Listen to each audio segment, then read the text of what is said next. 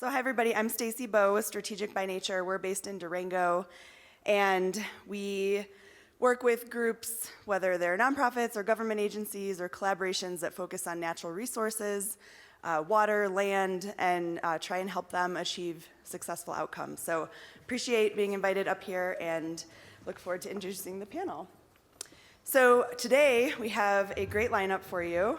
We have Celene Hawkins, Colorado River Tribal Partnerships Program Director with the Nature Conservancy. We have Johnathan Paklaian, Executive Director of the Arkansas River Watershed Collaborative. Ben Robinson, Biologist with the Ute Mountain Ute Tribe. And Alex Handloff, Collaborative Communications Manager with Mountain Studies Institute and coordinates the 232 Cohesive Strategy Partnership. So our panel today is called Strength in Water Collaboration. And essentially, I mean, we all know this, we're all here today, and Charlie just set us up to say that it takes all of us working together to be successful in this endeavor of water. And we're here today to share some lessons learned and some experiences that we've all had from various levels of collaboration in places local to Southwest Colorado, but also other regions, like from the Arkansas Collaborative, to just hopefully spark some ideas and interest in all of you and share these lessons that we've learned in our years working on collaboration. So the way we're going to structure this is we're each going to do call it a semi-rapid fire presentation of about 5 to 8 minutes. And then I have some panel questions for our panel. And then we'll open it up to all of you if you have additional questions. And I'm going to warn you that if no one raises their hand, I'm going to pick on some people. So it would behoove all of you to think of at least one question to ask our panel. And then hopefully a couple of you can either share some experiences you've had or ask some questions to our panel as well. All right. I'm going to let each of our panelists, when they do their presentation, give a little bit more background on their, like where they're coming from and their professional experience as they see it fitting into their 5 to 8 minute presentation. And like Steve pointed out, their bios are all listed in the program. And if you need a program, they're outside the door.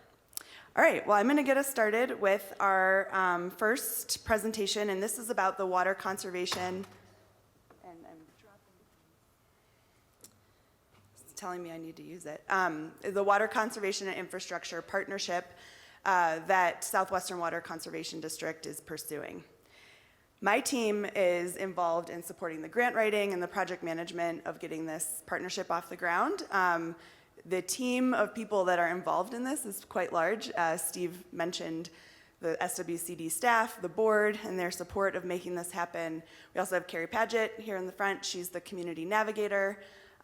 We've had a contracted mapping specialist from Four Corners GIS. We have a NEPA specialist, Carmen King, and then also support from Colorado Water Conservation Board and Theodore Roosevelt Conservation Partnership to help kick this off and get it all up and running. So it's quite a effort.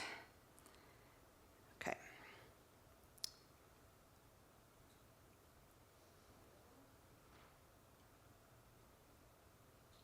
Maybe I broke it. Elaine, you can just advance it for me. Okay, thanks. All right, so how this came about back in, I mean, we all know what we're dealing with in terms of diminishing water availability and increasing demand. And all of these things are putting pressure on our water systems.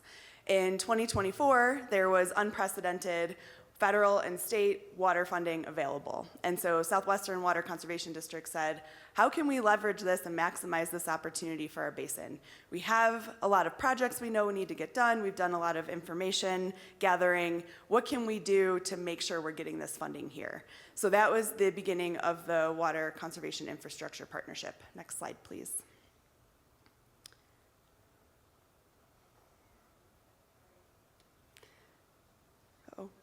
Second. As she's figuring that out, I'll just keep talking. So, okay, thanks. Great. So the idea with the partnership was to identify and fund and coordinate watershed scale water projects that are benefiting water users in the region. and looking at how we can work together to be able to bring more funding into this community and also support each other better. So it's great if an organization has the capacity to go after a grant, administer the grant, and get their project done on their own. But what we find is that's really hard for a lot of people. For the average ditch company or small nonprofit, it's really hard to take on big water projects by themselves. And so Southwestern said, let's bring everyone together and we can provide support, but also they can support each other in taking on these projects. Next slide, please. Apparently the clicker works now. Oh. Okay, I hope that was me. Okay, so why Southwestern Water Conservation District? The SWCD is uniquely positioned. They collaborate with partners across the Southwest region. They had some of the funding that came out in 2024 was only eligible for public entities. So a nonprofit organization, for example, couldn't apply, or tribal entities could apply. So Southwestern said, well, we could take advantage of this opportunity to bring some funding in. They already have an organizational structure, they're well established, credibility in the community, and they have capacity and expertise to provide support. And really the biggest thing was the relationships that they already had with all of you in this room to take on projects that would be the people actually leading the projects on the ground. So the framework for this partnership consists of 4 parts. The first is having like a backbone or a team of people that could actually organize the partnership and engage people to build connections, understand what their projects are, and figure out where they're going in their project. The project pipeline inventories all the projects that are out there, and the capacity support really provides, do you need grant writing? Do you need support administering your grant? All the things that people need to be successful. And then the funding access is really helping connect people to funding opportunities and also taking projects and bundling them together to focus on maybe a larger application, combining multiple people at once. So this is the local and regional partners that are all involved in the partnership. We've had like 3 meetings and consistently have over 40 people showing up at the meetings. We're still in the nascent stage of this partnership, but really trying to keep that consistency of knowing that you can go to SWCD, talk to Carrie, and get some support for the projects that you're trying to move forward, and then also be able to work with the rest of the partners to see where we can be collaborating more or providing support to each other. So our example, our win, which is, as we've heard, paused, but it was a win on our end, was applying to the Upper Colorado River Basin Environmental Program, B2, Bucket 2 Environment, or the B2E. This just shows there was 42 projects total that applied, or that got awarded the money, which was almost $400 million. In Colorado, 16 projects were awarded. In Southwest Colorado, we had our B2E application that Southwestern put in, which actually covered 17 projects under one application, so we call it the project bundle. And then also Southern Ute Indian Tribe received funding through the tribal section of the program for drought mitigation projects as well. But the money hasn't been received, it's just been awarded, sorry. So this is a little infographic on the bundle. The biggest, I think, success that we saw was that we had over 37 letters of support across different jurisdictions and governments and nonprofits and organizations working statewide and in Southwest Colorado, expressing how important it was to get these projects accomplished. The 17 projects cover invasive plant removal, erosion control, and fish passage that all helps with drought resilience for our natural water systems in the Southwest. And you can see on the map, the projects were spread far and wide, and our project proponents are Mountain Ute Tribe, I'm not going to name everybody, but Mountain Studies Institute, the Upper San Juan Watershed Enhancement Partnership, and many others that are across the region are working on drought resiliency. So even though the money's on hold, this was a huge lift and a big effort and really shows the success of the partnership so far. And we would not have been able to engage, put together a grant application like this without all of the people that have been at the table supporting and submitting projects through this. So if you want more information on the Water Infrastructure, Conservation Infrastructure Partnership, you'll talk to Carrie, and she has flyers. She's folding them right now. And just connect with her and see if your project's in the pipeline or how to get it on the pipeline, and we can get you connected into the partnership and come to our next meeting. All right, I'm gonna stop there, and I'm gonna turn it over to our next presenter, who you can come up here. I'll trade with you, and that is going to be Celene.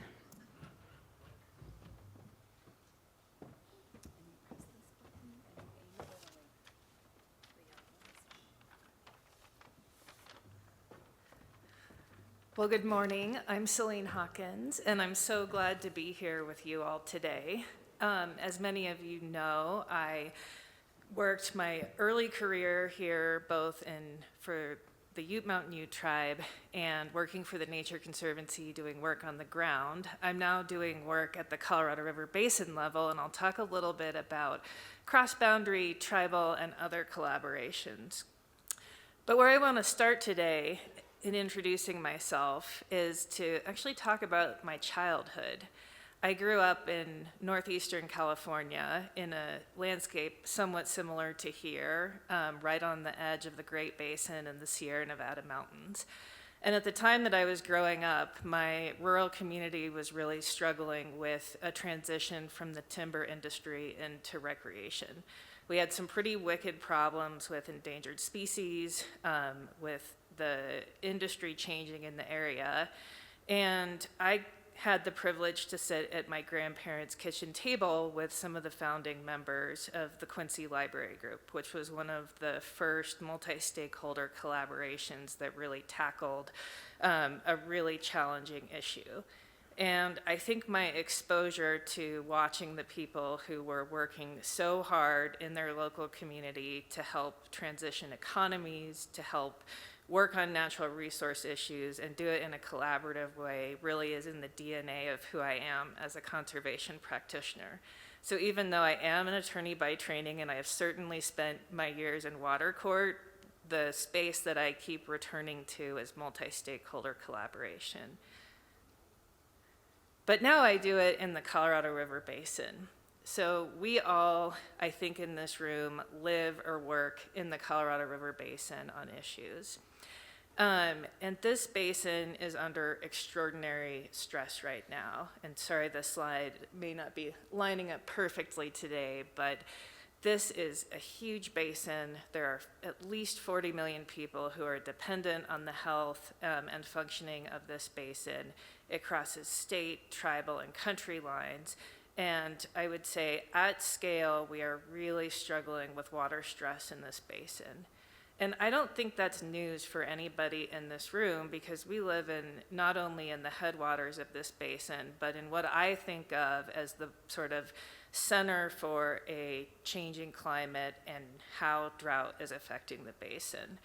I live near the Animas River, and I've spent all winter kind of waiting for the snow to arrive and sort of watching that snow equivalent hovering around 65%.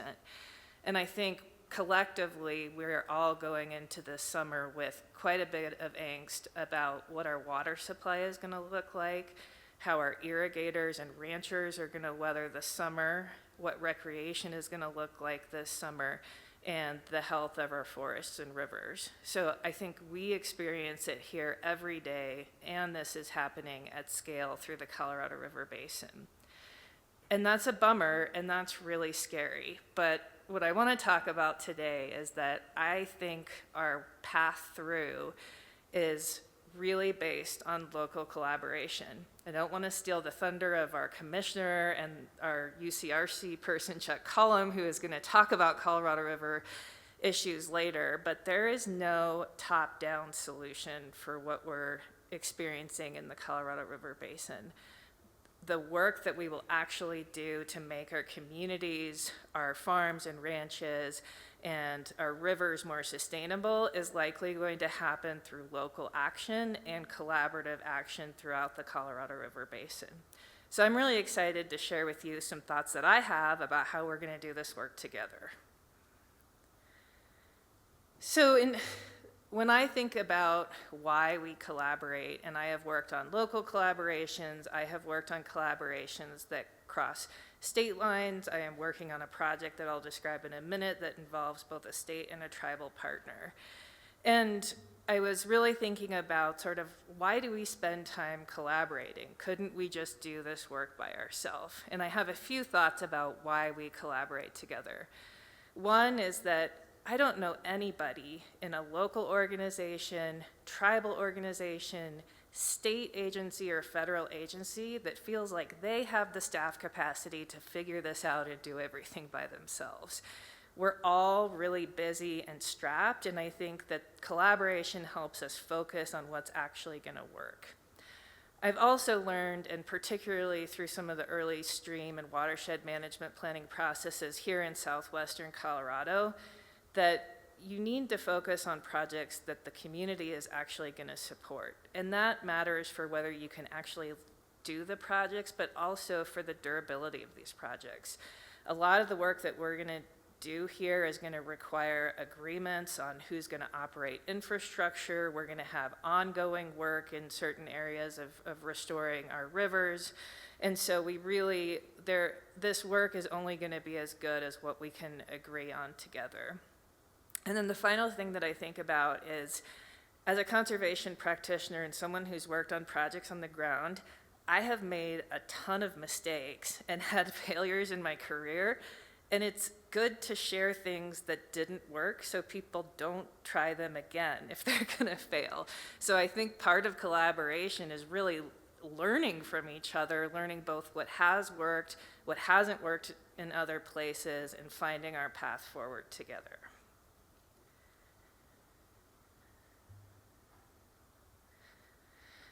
So I'll talk a little bit about a project that I've worked on that's required some pretty extraordinary collaboration, and it is a partnership between the Nature Conservancy, the Hickory Apache Nation, and the New Mexico Interstate Stream Commission. This is on the San Juan River, but the flow restoration occurs in New Mexico below Navajo Dam. And this project is, I think, a really good example of something that none of the entities who are working on the project could have done alone. So the Hickory Apache Nation owns a significant amount of water in Navajo Reservoir through their water settlement, and they had lost contracts and leases for that water through the energy transition that's going on within the state of New Mexico and the San Juan River Basin. So they were looking at replacing revenue from their water supply. The state of New Mexico doesn't own that water, but the state of New Mexico, and particularly the New Mexico Interstate Stream Commission, has a really incredible tool called the Strategic Water Reserve that can help use water for both compact compliance and ecological restoration purposes. So they were interested in partnering with the Hickory Apache Nation, and with their joint authorities and rights, there was a real opportunity to do something new and innovative together. The Nature Conservancy came in as a long-term member of the San Juan Basin Recovery Implementation Program, and with our expertise in both fundraising, deal structuring, and how we might use this water to benefit the river and the endangered fish. And together we were able to build a project that is poised to restore 200,000 acre-feet into the San Juan River over 10 years. This is not an insignificant undertaking. The deal negotiation was very complex. We have heard from our state and tribal partners that this may have been the first sovereign-to-sovereign negotiation of a deal ever in the history of New Mexico. So we were not doing something there that had been done before. This project was also required the first designation of the San Juan River Basin in New Mexico as eligible to use the Strategic Water Reserve. So everything we did on this project was new, it was really complicated, and was really grounded in joint visioning that we had done with partners at the beginning of the project.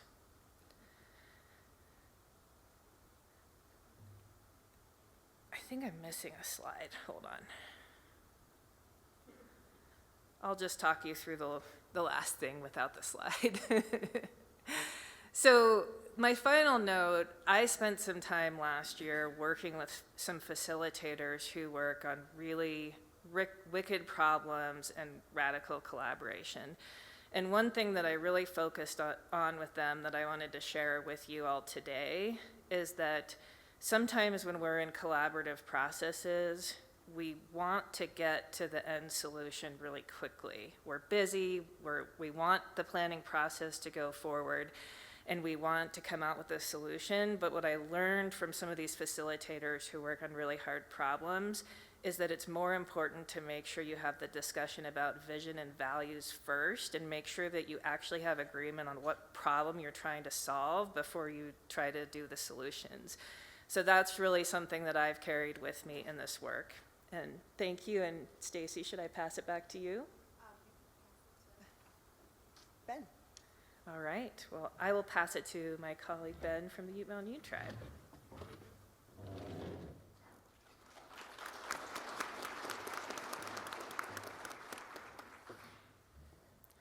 Thank you. Good morning. It's a pleasure to be with you. My name is Ben Robinson. I'm a biologist. I work for the Ute Mountain Ute Tribe. And I was asked to give a presentation on a tribal perspective on collaboration. I chose to create a presentation highlighting a successful project in ecological restoration that relied on a bunch of partners. And by no means is this our only collaboration. I chose it because it was a good case study, and I was having a hard time thinking of a better way to summarize all of the different partnerships. I work for the tribe's environmental programs department. We are entirely grant funded, and so almost by definition, everything we do is a partnership. Some more than others, however. So the tribe began restoration in the Mancos Canyon really with some tamarisk removal back in the early 2000s. There have been a lot of lessons learned, and a lot of that has come from different partnerships.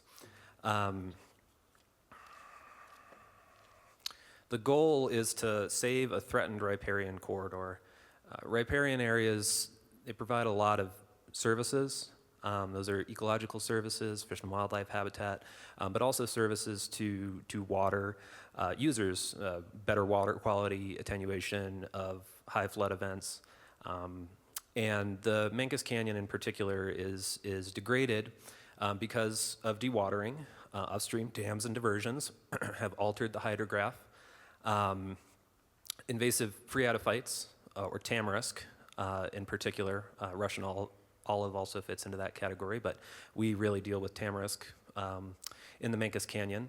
It outcompetes native plants, and it reduces critical habitats. It also stabilizes banks. That's why it was introduced by the federal government way back in the 1800s.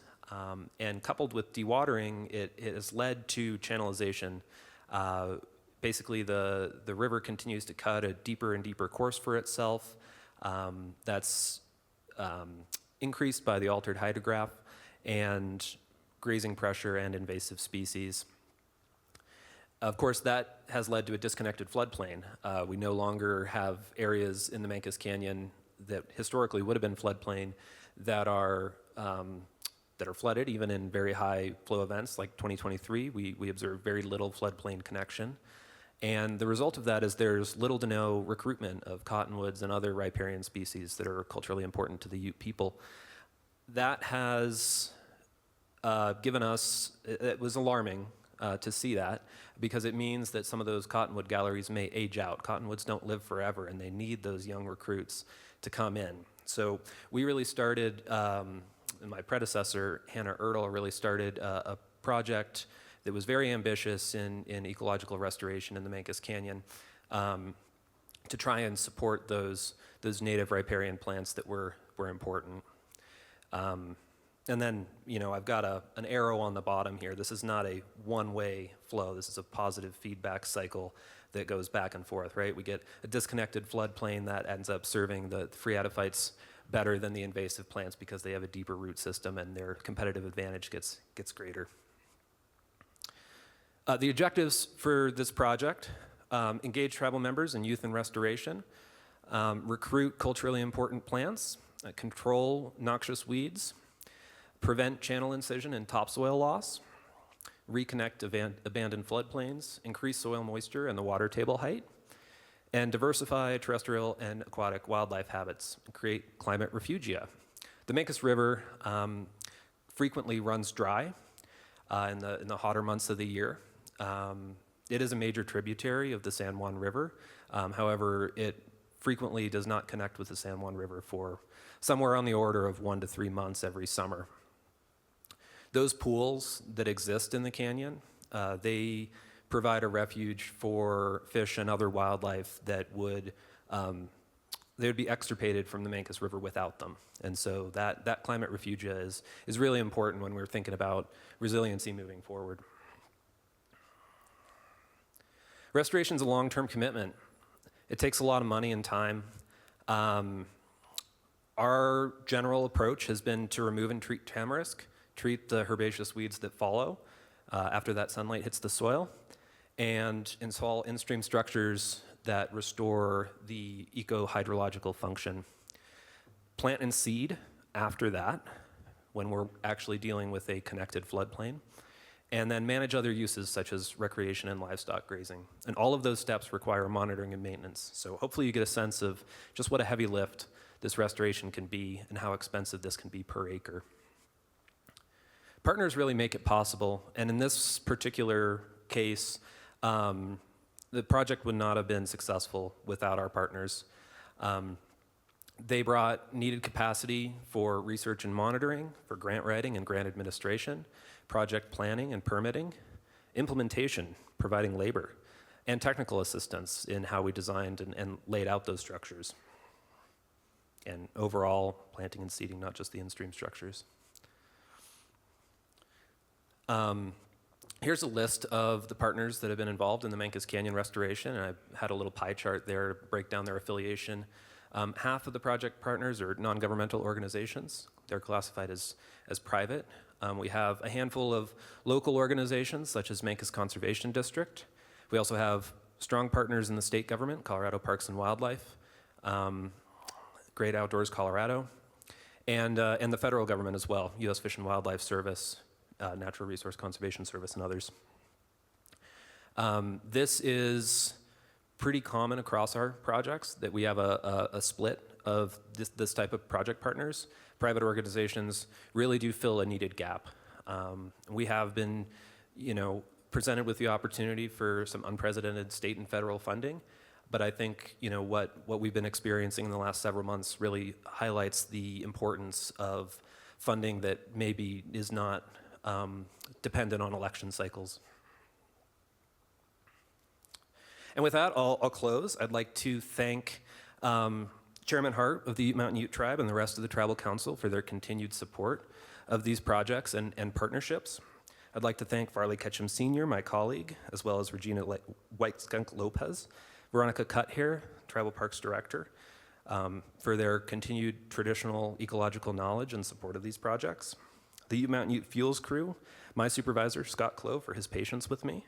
The previous biologist, Hannah Ertl, for getting all these projects started. And of course, Southwest Conservation District for hosting me, inviting me to speak. Elaine, Mo, and Steve, thank you very much. Carrie and Stacy for help with the B2E application, making sure I got my homework done. And Southern Ute Tribe, Chairman Baker, and the rest of Tribal Council, thank you very much. And I will pass it on to Alex. All right. My name is Alex Handloff. I am a spacefaring, adventure-seeking nature lover. I was born and raised in Colorado, and I've had an exciting life all over the place, and I keep coming back to Colorado. Collaboration is something that I stumbled upon through art, through theater, through the creation of entertainment and plays, and I realized that it's far more important than just those spaces. It's also how we get work done. It's how we operate in all spaces, is working together. It's relationships. So today, I'm excited to share a roller coaster of collaboration and take you across boundaries, across disciplines, and across scale. I work for Mountain Studies Institute. Here, give me that. I also work for the San Juan Headwaters Forest Health Partnership and also the 232 Cohesive Strategy Partnership. Let's go. So, first, the San Juan Headwaters Forest Health Partnership, for which I am the coordinator. This exists in the Pagosa Springs area, and it brings people together to talk about mostly forest health. This is a collaborative with decision makers, with the U.S. Forest Service, with local people, with just interested neighborhoods who want to discuss the way we work and operate in the natural spaces we live in. This naturally talks about the forest, but as this partnership evolved, and it started 15 years ago, it started to include more questions, more perspectives, and namely, how does water and the forest connect, truly? And of course, we talk about watersheds and forests and water all the time, but this is something that's coming up more and more within this group in this very local space. We meet, we go out, we have projects together, we have partners who are empowered by the conversations that we have. Ideas emerge. We have a legacy of doing things, and I want to just share a few places where they all converge, these values, this relationship building. And one place is Jackson Mountain. This is just north of Pagosa Springs, not too far, and it has recreation interests. It has infrastructure. It has water needs. It has a private neighborhood right next to this Forest Service land. There's also the San Juan River and access. And what we did as a collaborative is take on some of these converging values and think about how we could know more, ask more questions. And so just two things that I'll highlight is we helped put in a snowtography site, which is a small, easy to set up research space to see how snow accumulates in different forested areas, how it melts, where does it go when it does melt. And also that plot is in a thing called an adaptive silviculture for climate change plot. There's only 13 in North America looking at the long-term trends of climate change and how our forest management affects those, or how it can adapt through those upcoming changes that are a little unpredictable. Another place where things converge is the 4-mile watershed. This provides the water for Pagosa Springs, and so naturally it's important. Headwaters is what I call San Juan Headwaters Forest Health Partnership because that's too long. Headwaters identified this area as very important. Work was done on the ground to help mitigate wildfire risk. And then a wildfire came the next year. This was in 2023. And because of that work that happened, a catastrophic fire didn't enter that watershed, and that water was therefore protected for the community and downstream users. And hey, we got a movie about it too. It's called Plum Top: Future with Fire. So we're also doing that outreach, that education. But as is the flow of water, the blowing of wind, the flicker of flames, they cross boundaries. They are of a bigger scale. And so in 2017, there came the realization that collaboration has to be bigger, has to think about landscapes, connection, crossing even bigger boundaries. So this led to the creation of the 232, the two watersheds, the San Juan and the Rio Grande, 3 rivers, the Rio Chama, the San Juan, and the Rio Grande, and 2 states, Colorado and New Mexico. This is big. 5 million acres, which is, you may have guessed it, the size of Alaska. That's a joke, but it sure feels like it's that big. It's the size of New Jersey. And this is in southern Colorado and northern New Mexico. Again, taking on those same challenges. What are the questions? Who needs to be here? How do we connect that water and forest in a real way? How does that work convene, converge? Of course, I've got some examples of where that happens, of where it all converges. A place, Rito Peñas Negras, which is a small stream in northern New Mexico. And the work that happened there, thanks to this partnership and collaboration, was in-stream restoration. You can see a picture of folks putting in a beaver dam analog. Right next to it, there was a forest restoration project happening at the exact same time. And not only that, but the wood that came from that forest restoration project was taken to Navajo Nation and distributed at a wood bank. Another example, El Rito, a community in northern New Mexico. There's El Rito Creek as well. And similar to that story I told earlier about that work that saved a watershed and that fire came through, there was another intervention hoping to have a positive impact when fire came. The fire came, the midnight fire. And that work that was previously done proved to be instrumental in changing the behavior of the fire so it was less catastrophic. Currently, we're working on, well, we just finished a watershed restoration action plan on El Rito Creek, where these, again, all these things are converging, work happening simultaneously. And last, I just wanted to share the example of the Navajo Blanco rivers. This is a place that's important for a lot of reasons, for the 232 partnership and also for the San Juan Headwaters Forest Health Partnership, because the Navajo Blanco rivers provide the majority of the drinking water for Santa Fe and Albuquerque through a diversion. And so not only is that infrastructure important, but also that watershed, also that forest that provides the water, where that precipitation falls. And so working across boundaries, across large landscapes, this is happening right now, prioritizing, planning projects that can help protect these resources, the water, the forest, and of course the future for these communities. Again, I'm Alex Handloff. Just to let you know, I'm the Collaborative Communications Manager for Mountain Studies Institute, but I wear a lot of hats, and collaboration is not necessarily a title. It's how you show up, it's where you show up, it's your personality, it's your ability to jump in and be vulnerable and be open. And so sure, I could put even more logos up there of places I'm involved with, but really it's the fact that I'm bringing people together or hoping to and foster these relationships. That's what's meaningful, and thanks to that, a lot of that work is manifesting on the ground. Johnathan. And now Johnathan Paklaian.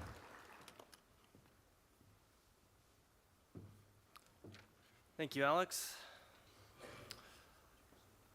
Hi, everyone. My name is Johnathan Paklaian. I am the Executive Director of the Arkansas River Watershed Collaborative.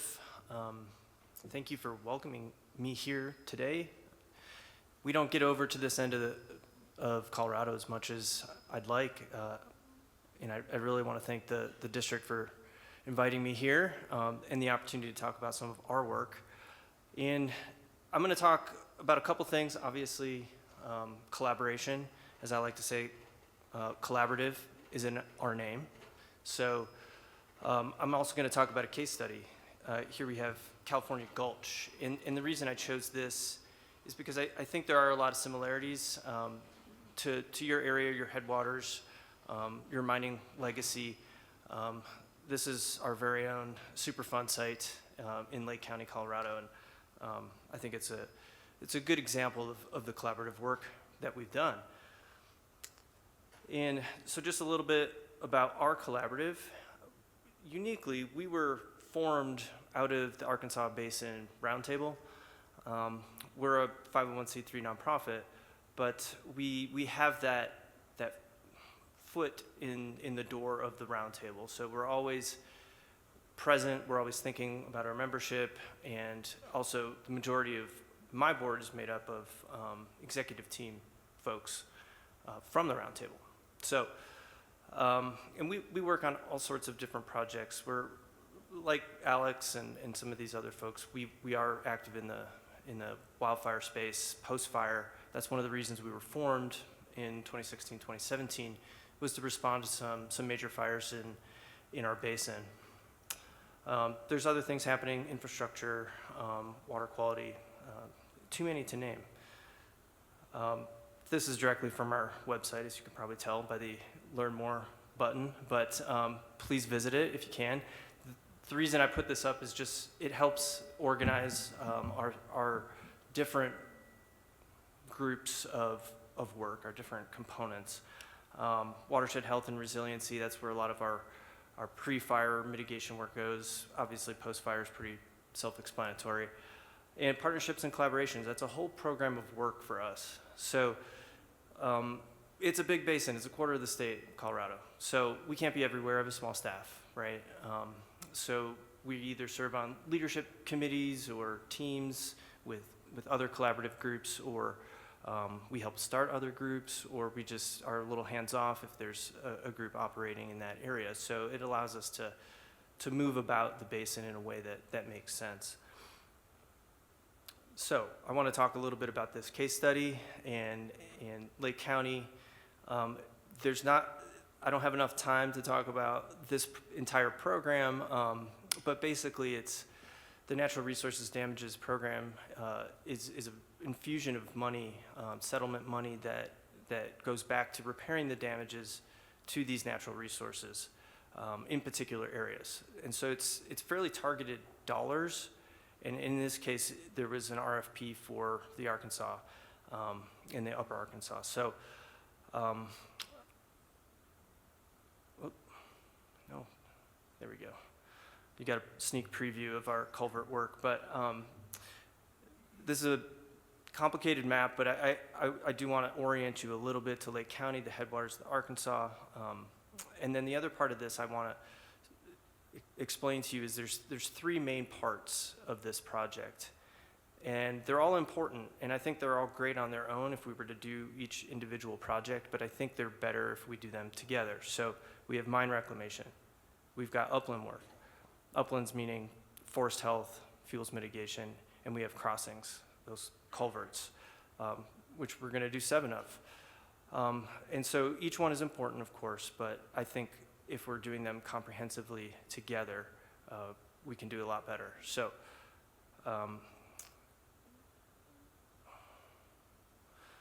there we go. So this is an example. This is the first culvert that we've done.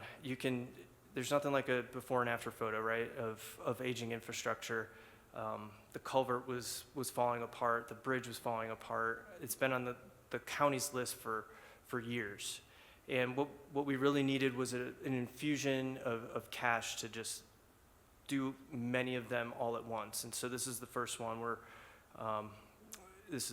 partway through a 5-year project on this. And I think many of you probably understand the benefits to the watershed with a natural bottom arch culvert. And here's another stark photo. This is some of the mine reclamation work, and credit to TU because they're handling this. And this is part of the collaboration conversation.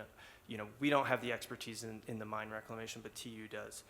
And that one on the right with my staff standing there, you can see the green where things are growing. I fished not too far back where Andy's hand is there. That's the Arkansas River.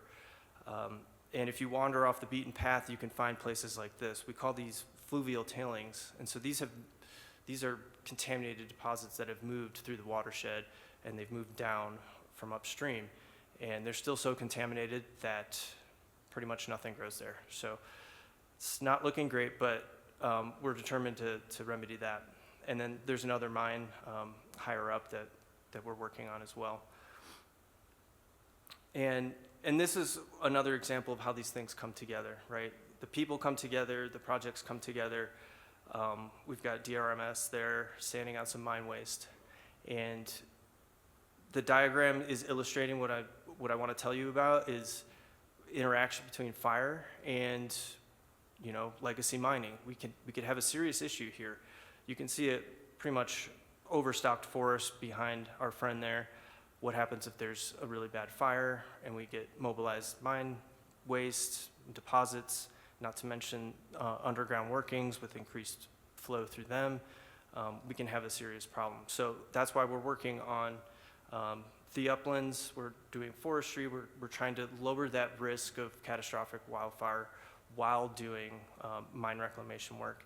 And then further downstream, we have culverts, right, which will accommodate better flow. If there's a debris flow from a post-fire event, now we have all three of these things working together.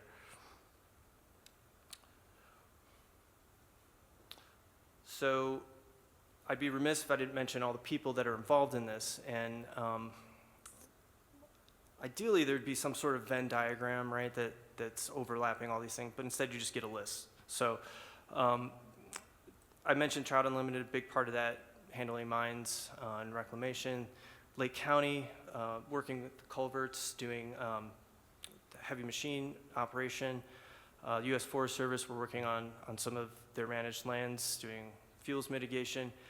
And then we're sort of overarching where we handle the grant. It's a large grant, it's complicated reimbursements, working with CDPHE to receive that money and make sure it gets to the people that need it.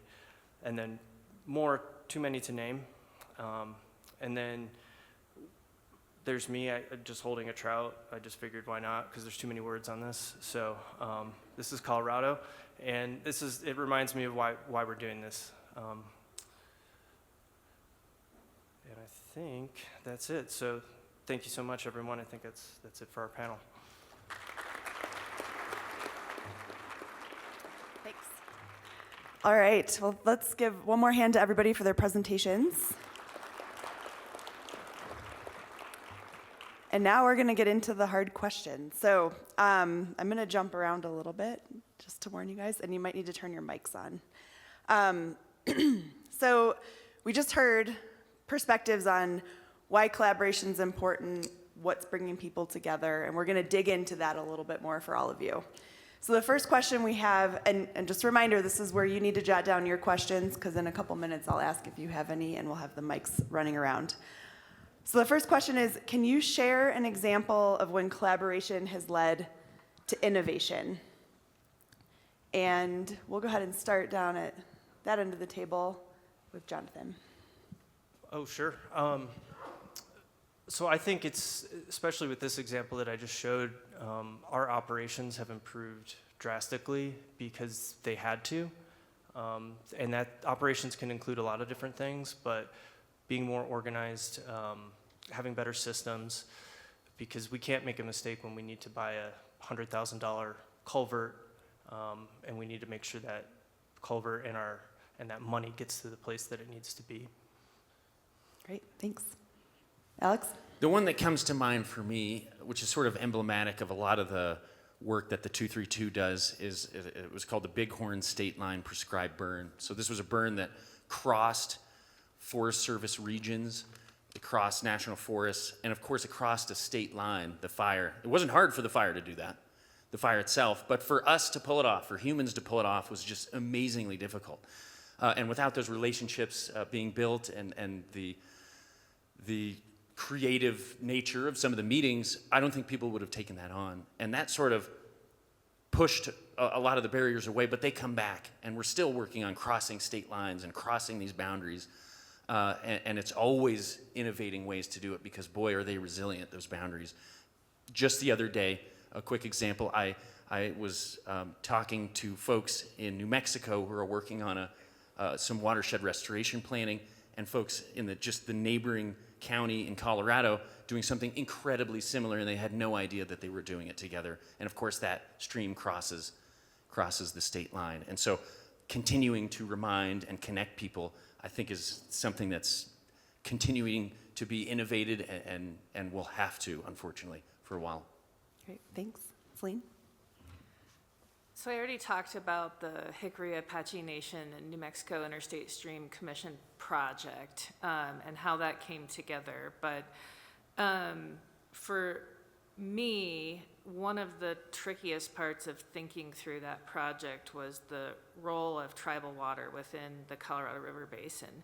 That's an issue that's really difficult to wrestle with. I think folks across the basin are thinking about that and how it can help us manage into the future. But we did not have an example at that point in the upper Colorado River Basin on how we might do a project that started to test what we might do in partnership between a state and a tribal nation.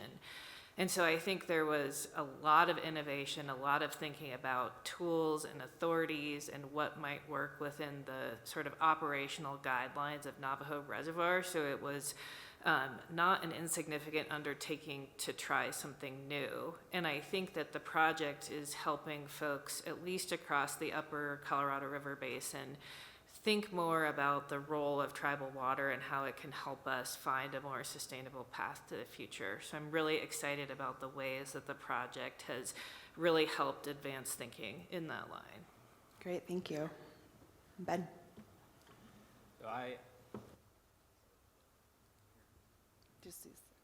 Sure. Thanks. Thanks. I think about the Mancos Canyon project and some of the challenges that we were looking to address there.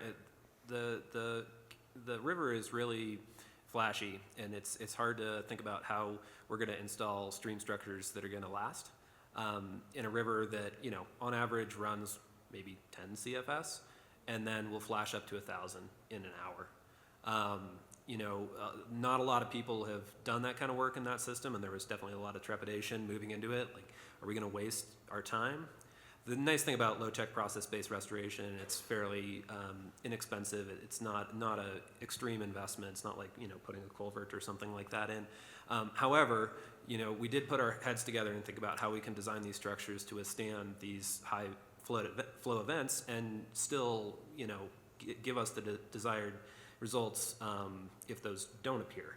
And we worked really closely with U.S. Fish and Wildlife Service, Colorado Partners for Fish and Wildlife, and they've got some wonderful biologists and technical experts, and they suggested a structure called a wicker weir, which is exactly what it sounds like. It's a channel spanning structure made out of willow wicker woven between posts. It's fairly low, and that was a really great solution. It created a nice little surfing hydraulic wave at a high flow event. And when there was no high flow, it increased the pool elevation for about 300 meters behind the wicker weir by about a foot. So we were really pleased with that, and that's just one example on a micro scale. Great, thanks. It's really cool to hear how people are coming together and being almost more creative than you would have been on your own to solve these problems. So thanks for sharing. The next question is really about how you knew that collaboration was the answer for you and your project. Like, how did that come together? How did you know that this was going to be a worthwhile use of time? And as we've heard Celene and others say, like, this is a long-term process, collaboration. It doesn't happen quickly. For it to happen well, you really need to get to know each other, understand the problem, and commit resources to move this forward. So how did you know that was the way to approach it? I can start with you, Alex. Oh, sure. I mean, personally, I think that's just the way I would want to operate regardless of communications and relationships. And I think regardless of outcomes, it's beneficial for people to talk and get together and understand each other, just in a general way of living. So my ethos is sort of steeped in the idea of connection and collaboration anyway. So it was easy to step into a space, and I interviewed someone for a project at one point who said, there's some sort of collaborative kumbaya going on in the Southwest. And I kind of believe that. There's the necessity, given the space between things, given the rural populations and a lot of space and a lot of issues that nobody can really address or even take on themselves, as we were hearing about earlier, that it just necessitated this partnership, this connection. And out of that necessity, I would think, flourished the belief that it was important whether or not there was an outcome, whether or not there was a project to be working on. Just the act of getting together sometimes is incredibly powerful. And then I'll stop. Just recently we had a meeting for that San Juan Headwaters Forest Health Partnership. It was a hard time. We were getting bad news about some of the funding and things like that. And instead of talking about that, we just sort of showed up and just shared who we were and how we were feeling. And by the end, everyone was laughing and telling jokes. And we didn't accomplish anything in that meeting, and yet we accomplished so much, which was to find each other again, to find the reason why we show up. And that collaborative spirit gives us motivation continually. Thanks. Celene? I served on the Colorado Water Conservation Board for 2 terms starting in 2017. And one of the things that you learn when you serve on that board is how much money each of the roundtables in Colorado are each getting from the state, whether it's Colorado Water Plan grants or sort of water supply reserve funds. And at that point, I think the Southwest Basin Roundtable was just starting to get a hold of the potential that we heard about from Stacy this morning with the big project bundle. But I was watching a couple of basins, the Arkansas River Basin and the Rio Grande Basin, and I was really interested in how their collaborative processes were producing lots of really large projects. I remember distinctly looking at one board packet and just seeing these really large grant loan packages going all together, and it was being coordinated by some of their watershed restoration. So for me, that was a point when I came back to the round table and started talking to folks in the basin about how we might think about scaling up our work, given that our tributaries don't touch and it's a little harder in the Southwest Basin to figure things out. So I just want to acknowledge the work that the Southwest Basin Roundtable and the Southwestern District have done to get us where we are today. Great, thanks. So we'll go to Johnathan. Yeah, and well, what I was thinking about as we were going on is I don't have any authority. Like I can't withhold money from somebody, or I can't withhold a permit, or I can't vote on something. And so that's the essence of our collaboration. I have to work with everyone to get anything done. People have to say yes, I have to ask. I mean, we're doing big work, millions of dollars worth of work, but it can't be done by any method of force, right? It has to be done in a collaborative way. Great, thank you. Ben, how about you? Well, we got some big problems to solve, and I personally don't think that I have the answers. I can read the literature, I can think about it as long as I want, but really what I rely on is other subject matter experts. And I don't want to just have one meeting and get their opinion and roll with it. I want to keep them involved through the entire process. And so that's really important. I want to make sure that we're set up for success, that we achieve our desired outcomes, and partners really make that possible. I don't think that I'd be able to put together these projects by myself without these partners. So it's really clear to me why these partnerships are needed. Thanks. And yeah, that was really similar with the B2E. Also, we were like, well, Southwestern could pick a couple people to apply to a project with, or Mancos Conservation District could go apply for a grant, and we'd have like maybe 5 or 6 proposals from Southwestern Colorado. But we looked at it and said, we're going to be way more competitive if we can put all of this in one. And that ended up, that lift was 500 hours to write one grant that usually would probably take you about 80 hours to write, not including all the project proponent help time. So that was a huge lift, but it made us really competitive at an upper basin level, which was really cool to see. So great, thank you. All right, well now it's time for your questions. Does anyone have any burning questions? We got one in the back. Where's the mic? Right next to her, thanks. Hi, Stacy. Hi. My name is Danielle. I work for the Colorado Water Trust. So thanks for your information, all of you, for the panel. I'm curious how you all navigate just general fatigue in collaboration, because it's important, it's a lot of work, but like sometimes you get shot down and you got to bounce back real quick, and just like acknowledging that and staying positive. And do you throw more people at it, or what do you do? Thanks, Danielle. I'd like to answer that. Just, it has me thinking about the saying, a camel is a horse that was designed in committee. And there is a lot of fatigue, so I appreciate you bringing that up. I don't have a golden answer for it, but I would say finding wins where you can. We had one where we thought we weren't going to get county support on a particular project, and we were just worn down. We thought we had worked it out, but we worked really hard, and we prepped for that Board of Commissioners meeting, and we went, and they were like, this is a great project, and we really support it. And it wasn't a huge deal, but it felt really good, and we wanted to celebrate it. And we're going to have losses too, but both celebrating those wins and telling that story, I think, helps a lot. Others? Sure, yeah. Burnout is real, especially as someone who coordinates a lot of this, who connects a lot of people, who makes a lot of phone calls. It's really hard to keep up that energy. And I have a lot of energy. I had no caffeine this morning, and I'm bouncing off the walls. And yet, it still happens that you burn out. And being real about that, showing up and being honest, and telling people, you know what, today, I'm not even here.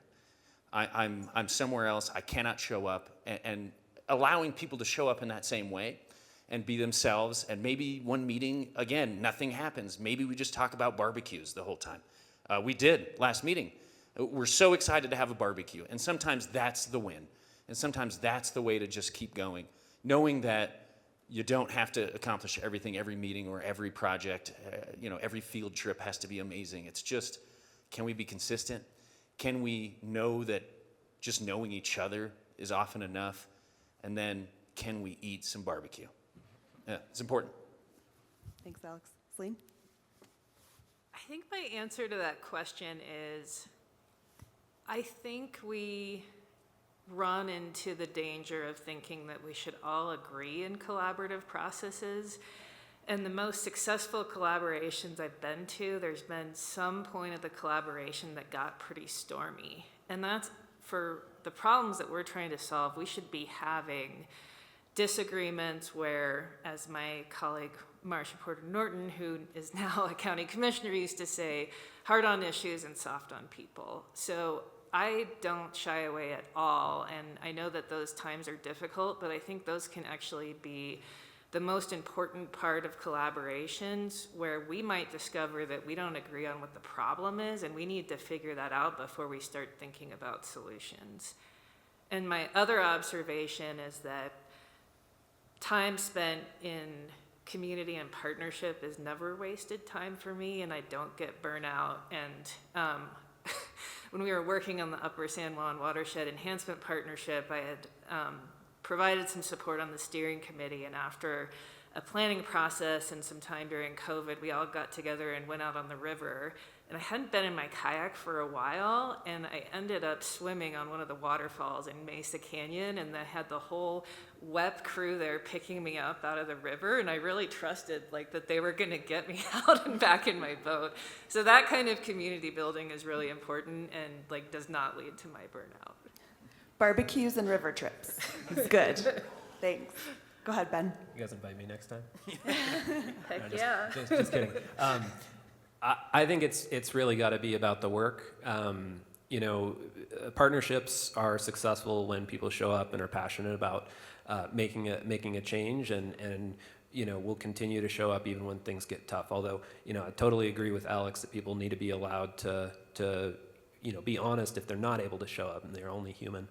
I find a lot of the time that, even if people are, seeming to be, happy and productive, that it's just always important to communicate that gratitude and the overall mission, and just, make sure that people know that they're appreciated and seen, and that their hard work really is counting. Great, thanks. Yeah, I've really found in facilitating a lot of these collaborative processes that the investment in relationship building is what helps you be able to be creative and problem solve together. But if you just jump in and try and solve the problem, and you don't know where people are coming from, you don't understand their values, and you don't understand the differences, you don't create empathy and start to think about problems that are going to help solve everybody's issue instead of just yours. So that's great advice from all of you. Thank you. Any other questions in the audience? Got one up here. And then we'll go in the back. And please introduce yourself. Thanks. John Kappelman from the San Juan Water Conservancy District.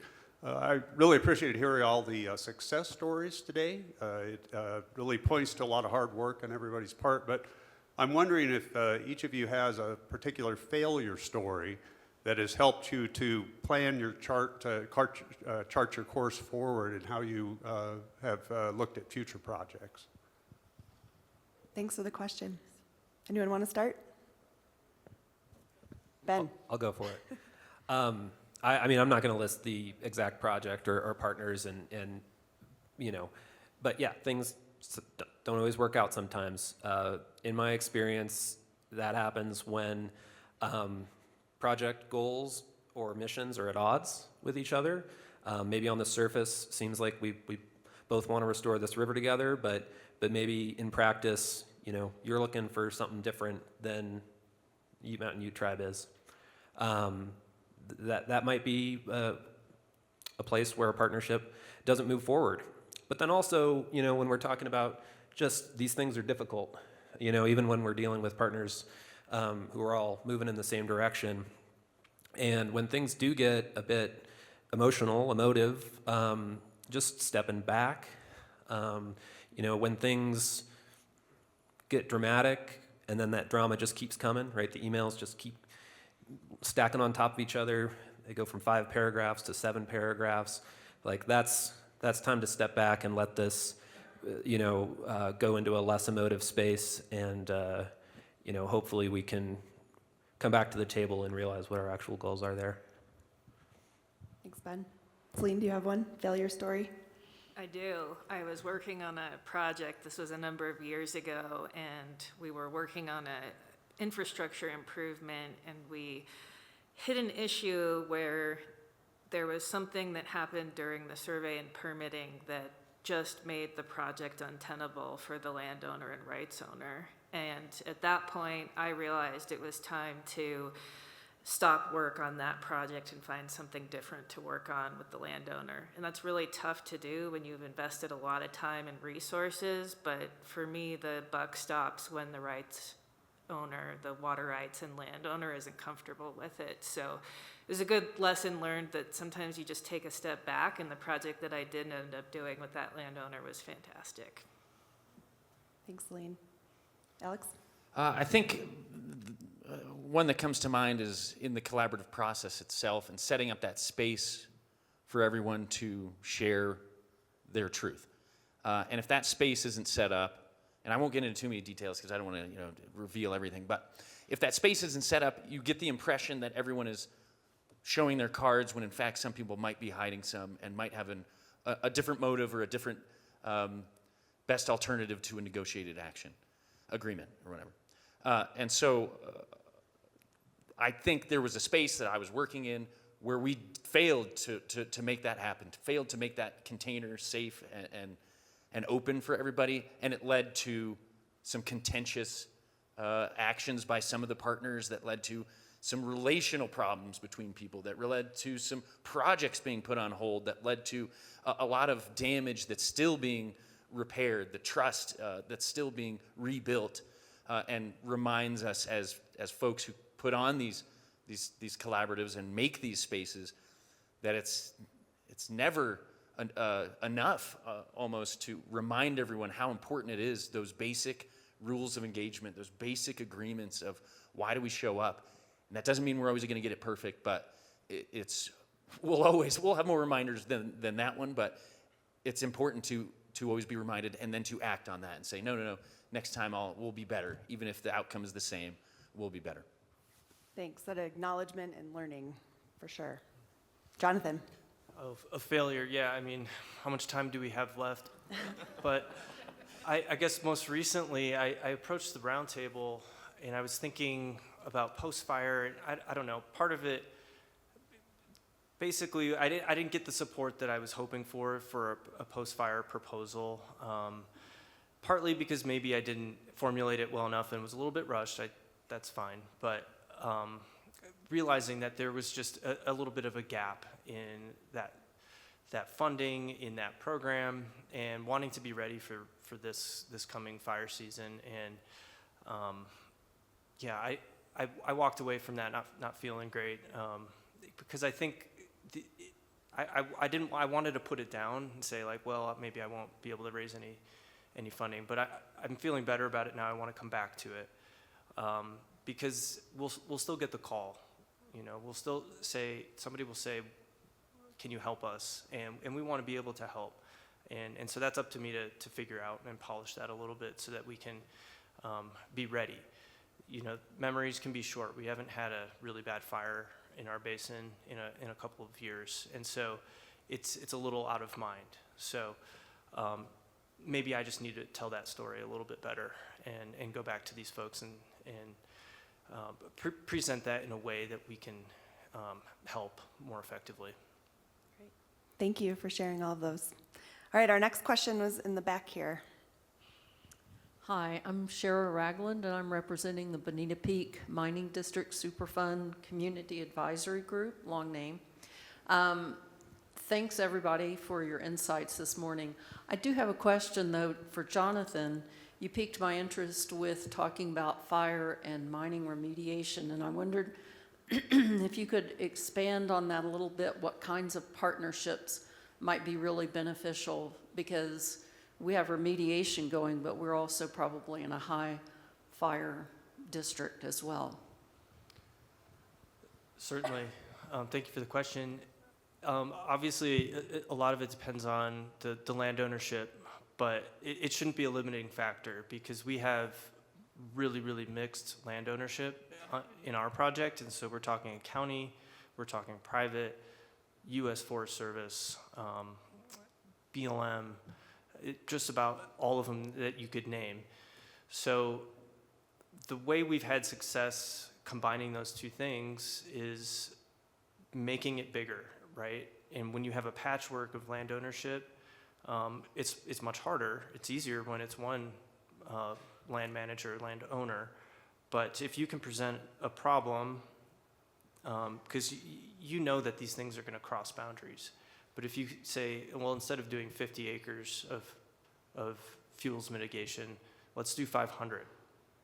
And it helps to bring some dollars to the table. We were very fortunate with this natural resources damages funds, but we also had to raise that 1-to-1.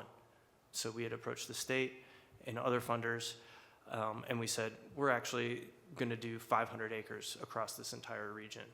So that was one success we had, and getting people out there too. You know, we have great pictures of us standing out there, and it helped me a lot of just seeing the problem at hand, or maybe somebody isn't quite there. They don't feel like it's that big of a problem. Take them there, show them, and see if that will move it forward a little bit. Great, thanks. Anyone else have anything to add to that? Okay. All right, any other questions? We have one up here.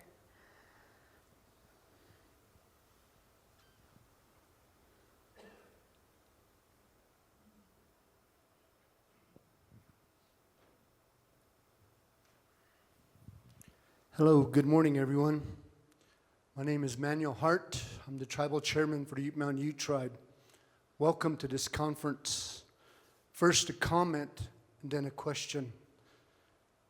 Change is inevitable. It's coming, whether we like it or not. We are probably in a 25-year drought, more than we've ever had in history of water, especially the Colorado River Basin. Things are coming about, as was the panel's presentation on all the areas. Funding, we've applied for some of these funding. Most of it is on hold right now. We had a presentation from the upper basin to look at the management plan for the Colorado River Basin. The lower basin is challenging it. They think they have a better plan than we do. We're looking at the two bigger reservoirs, Meade and Powell, and then the three are in the upper basin. So how do we continue to keep moving forward? Partnerships are key. Partnerships are something that's going to move us forward. We're a small group here, and looking at the Colorado conference that we have in Las Vegas, Colorado River Conference, there's thousands of us in this basin, and we're trying to address the issue of 40 million people and their needs in supply and demand in 5 areas of use. And with the current administration, and I'm just going to be blunt about this, is how are we going to really move forward? Right now, I think the president has said, Mexico, I'm sorry, we're not going to give you your water now. We're looking at something here. When there was the fires down in California, he done a release on some of these other dams that were over there, and it didn't even help on some of these. So how do we really educate our legislatures? How do we really educate this administration to look at our needs here in the Colorado River Basin? I'm concerned. I'm trying to look out for the future. I'm trying to partner in trying to create programs or conservation programs to help meet the needs. So transit loss, environmental loss. In transit loss, as Ben alluded to earlier, erosion. If our climate is wet, maybe a monsoon comes in or rain, it comes in and it erodes a lot of our current tributaries, whether they're big or small. Then it dries back up again. And then we have another monsoon come in and it just erodes it even more. So a lot of this water is being put into the ground even before it gets into the bigger tributaries to meet the needs of these bigger reservoirs. The education part of it is really challenging. Who really has the best plan? If we're going to really talk about partnerships and working together and looking at what this Colorado River Basin is, then we, as the people here, need to come up with something. At a conference like this, I would say we maybe need some action items. Something that says this group here came to this conference and we made some recommendations. And we said, these are our recommendations to a group of bigger people. Then your partnerships start to develop. It's not just Colorado, New Mexico, Utah, Wyoming, Nevada, California, Arizona. These borders that we call states are invisible to us, but they affect us, whether it's the Rio Grande, the Colorado River, the Arkansas, whatever basin. We need to be able to figure this out because time is of the essence. The management plan is in less than a year from now. Are we ready for it? Probably not. Have we included the tribes? We've been advocating to include tribes. They own 30% of the water, Colorado River Basin. Whether it's quantified or not, they still have that right to it. They're key partners to this Colorado River Basin. The municipalities, upper and lower basin, even including Mexico. How do we really come up with this? So my question is, should we create some type of recommendation as an action item coming out of this body to really see where we're heading? We can meet every year and talk about what the issues and talk about what impacts we're having through these panels. But how do we really put something on the table from this body, whether it's small or big, or even out of, I know we do out of the Colorado River Water User Association, but where's our voice too? So my question is, can we develop something that has an action item to help us move forward? In the same sense of partnership, the same sense of looking at the future. Not just us today, but the kids and grandkids that are not here yet. Those is what our future is about. Are they going to have the same equity and access to water that we have today? I don't know.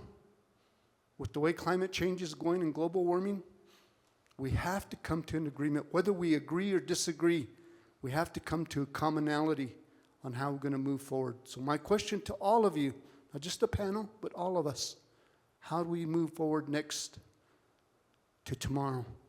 Thank you. Thank you, Chairman Hart. And I think that we'll definitely have Southwestern Board and Steve think about how this conference is structured and if we can come up with things together.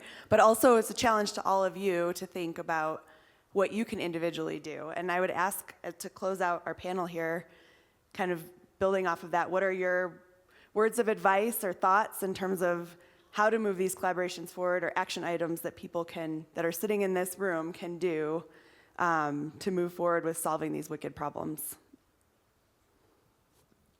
Participate. There's a clear lack of understanding with people in certain positions of power, the issues that we face here in southwestern Colorado, and I think we can all agree that we want to see them resolved. There are things we can definitely come to the table and agree that we don't want to see a catastrophic wildfire. We don't want to see, reductions in tribal water rights or other water rights. So participate in those groups. They are out there. In the Mancos Valley, we've got the Mancos Conservation District. They put together a lot of events. Participate. One thing I'll add, last year I worked on a grant application for some ecological restoration up in Gunnison. The tribe has a very large ranch up there in the middle of Gunnison sage-grouse habitat, and we were successful in receiving a grant from the U.S. Fish and Wildlife Service for that habitat work. Now that work is not only going to benefit sage-grouse, right? It's going to benefit cattle grazing. It's spring development, spring exclosures, drinker development, get the cows out of some important wet meadows that are crucial for those sage-grouse. That grant's on hold right now. I was having some real block in planning this field season, not knowing what to expect, right? Like the work needs to happen, and it needs to happen now. How do I plan if I have no idea if we're going to have the resources? We've been really fortunate to work with Upper Gunnison River Water Conservation District. Sonia's here today, and maybe some of her staff as well. They were able to plug us into some funding from the Nature Conservancy, and give us an option to have 2 weeks of crew time out there, so that we know to expect something. Is it going to be the entire scope of work we planned for 2025? No. The drinker developments won't happen because there's not enough funding for that, but certainly there's materials and labor there, and just keeps us moving forward, keeps us with the ability to plan, know what to expect, and help my morale a great deal. So I just want to shout out to Upper Gunnison River Water Conservation District and all the partners that work with the tribe, because you really are important. Thank you. Thanks. Celene? Well, Chairman Hart, I really appreciate the push to action. And I think my thoughts here are, we actually have a really long history in southwestern Colorado of working across watersheds, working across the bridge between tribal communities, rural communities, and our small cities. I think now is the time to really lean in together. I know that the funding landscape feels a little uncertain in a number of ways right now, but the need to do work to make our part of the Colorado River Basin more resilient is more important than ever. It's urgent. We need to do it. We need to scale it, and we need to think about sustainable funding. So I would invite you all to lean in, and the Nature Conservancy has special skills in thinking about sustainable funding, capacity building, and empowering communities to do this work. So I'm here the rest of the day if you want to talk. Thanks, Celene. Alex? I've been thinking about a quote recently from Martin Luther King Jr. that's, "The arc of the moral universe is long, but it tends to bend towards justice."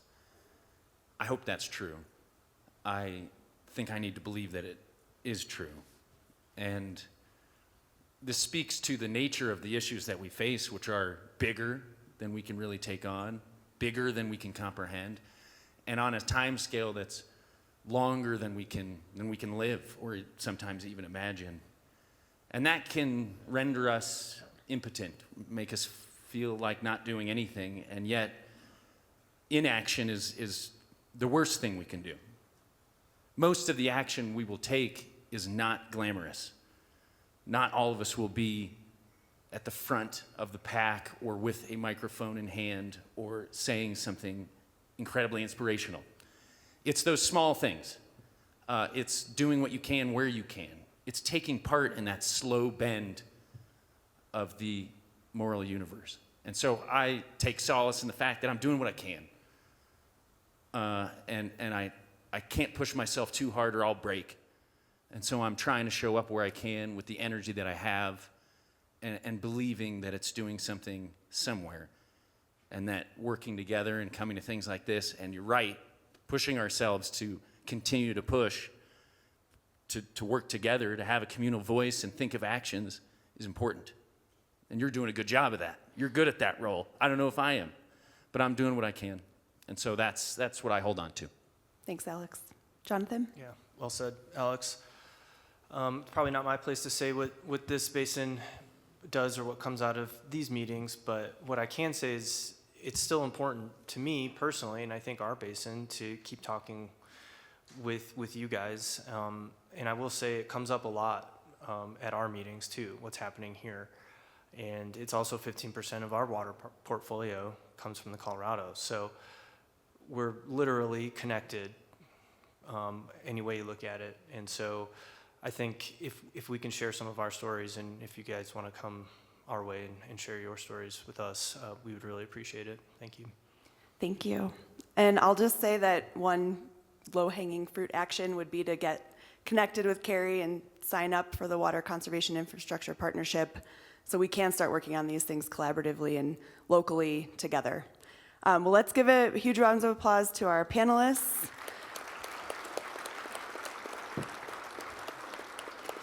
And to all of you and the amazing questions and comments, and really look forward to the rest of the conference. So thank you, everybody.